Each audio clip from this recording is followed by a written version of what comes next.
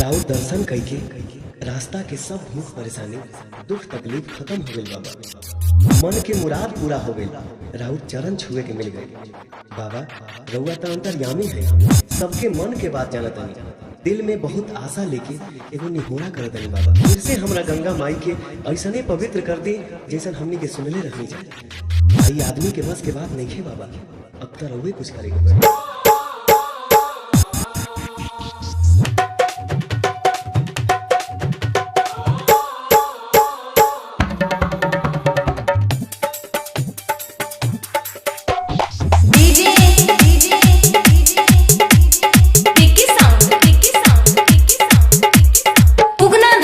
Bhawanipur उगना धाम Bhawanipur उगना धाम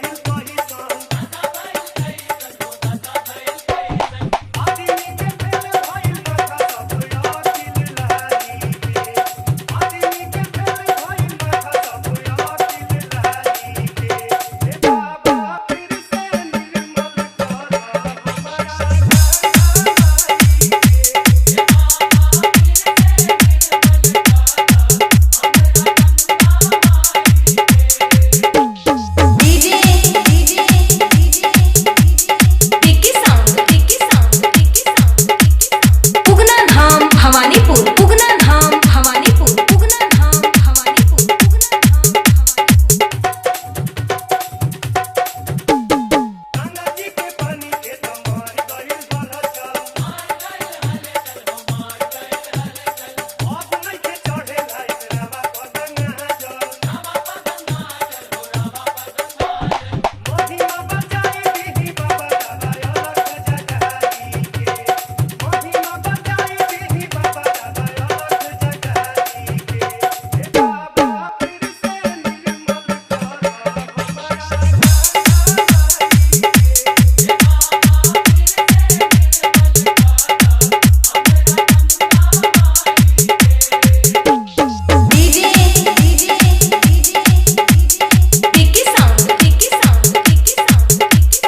उगना Bhawanipur उगना धाम Bhawanipur उगना धाम Bhawanipur उगना धाम